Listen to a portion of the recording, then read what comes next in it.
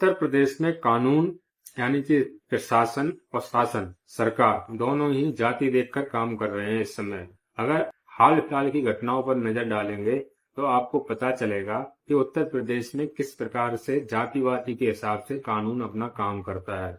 अगर आपने देखा होगा पिछले कुछ दिन पहले आगरा में समाजवादी पार्टी के सांसद रामजीलाल सुमन के घर पर कड़ी सेना ने जो हमला किया, तोड़ फोड़ की, पुलिस के साथ भी अभद्रता की, गाड़ियां तोड़ी, उनके साथ जिस प्रकार से कानून ने सॉफ्ट रवैया अख्तियार किया, बहुत ही कमजोर तरीके से उनके सामने पेश आए और किसी को गिरफ्तार नहीं किया गया। और जो जिस प्रकार से जिन लोगों ने अखिलेश यादव को खुलेआम, जो कि उत्तर प्रदेश के पूर्व मुख्यमंत्री हैं, समाजवादी पार्टी के राष्ट्रीय अध्यक्ष हैं, बहुत बड़े नेता हैं, उनको खुलेआम मारने की धमकी दी गई, गालियां दी गई, रामजीलाल सुमन को गालियां दी गई, उनके घर में तोड़फोड़ की गई, उनके खिलाफ कोई कार्रवाई नहीं की गई। वो सड़कों पर तोड़ते फोड़ते रहे। उनके साथ प्रशासन इस प्रकार से सामने पेश आया कि मानो कि यही प्रशासन है कड़ी सेना के, और जो पुलिस है वो उनके सामने बहुत कमजोर लाचार है, ऐसा महसूस हुआ। दूसरी तरफ जिस प्रकार से इटावा में अभी घटना घटी और जो लड़के वहां जाकर के उपद्रव किए, मैं उनको ये नहीं कहता उन्होंने सही किया, ऐसा नहीं करना चाहिए। जिन्होंने इटावा में ये काम किया उसको पुलिस ने बहुत सख्ती से पेश आकर के घर घर में जाकर के तुरंत कानूनी कार्रवाई किया और उनको उठा लिया।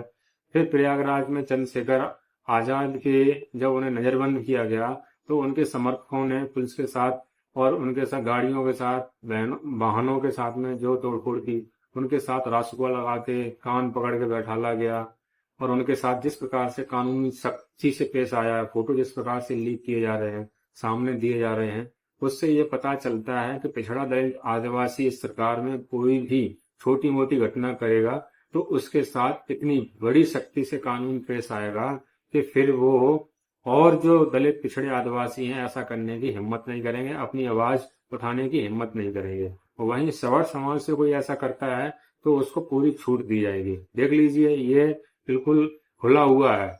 आप इटावा की घटना दीजिए, इटावा की घटना देख लीजिए, वहां पर किस प्रकार से कानून पेश आया है। घर में जा करके जो उसमें शामिल भी नहीं थे, तो बाहर से आए हुए थे, लेकिन वहां के लोकल लोगों को, प्रधानाचार्य को स्कूल से खींच के ले जाया जा रहा है, उन पर अलग अलग केस धाराएं लगाई जा रही हैं, उनकी कुर्की की जा रही है घर की।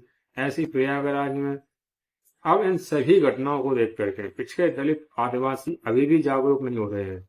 अगर अभी भी उनके अंदर में, अभी भी उनके दिमाग में हिंदू हिंदू बनने का झंडा उठाने का अगर उनके अंदर भरा हुआ है कि हाँ वो सबसे बड़े हिंदू हैं, तो उनसे बड़ा बेवकूफ कोई नहीं है। क्योंकि अगर ऐसे ही सरकार बनती रहेगी तो फिर पिछड़े दलित आदिवासियों का क्या होगा? वही होगा जो आज से 100 साल 150 साल पहले हो रहा था, जो आजादी से पहले हो रहा था। और अगर आप उसी में राजी हैं तो फिर करते रहिए, नहीं तो अपने समाज को मजबूत करने की आवाज हमेशा हर तबके को उठानी चाहिए और अपने समाज के साथ जुड़ा रहना चाहिए। उसी में उसकी भलाई है, उसके समाज की भलाई है। देख लीजिए ना किस प्रकार से कानून काम कर रहा है। आपके साथ दूसरा रवैया है, उनके साथ दूसरे प्रकार से पेश आता है। कोई भी किसी को भी गाली देता रहे, एक बीजेपी का कार्यकर्ता समाजवादी पार्टी के बड़े से बड़े नेता को, राष्ट्रीय अध्यक्ष को किसी प्रकार से उन्हें गाली गलौज करे, किसी प्रकार की भाषा का इस्तेमाल करे, उनके फोटो किसी प्रकार से डाले, कोई कार्रवाई नहीं होगी, कोई किसी प्रकार से सुनवाई नहीं होगी। वहीं अगर समाजवादी पार्टी के किसी कार्यकर्ता ने कोई भी उस पर प्रतिक्रिया ले दी तो उसको तुरंत उठा लिया जाएगा, उसको जेल भेज दिया जाएगा। ये अभी इस समय हो रहा है और इससे दलित पिछड़े आदिवासियों को जागना चाहिए और अपने समाज के साथ एकत्रित होना चाहिए।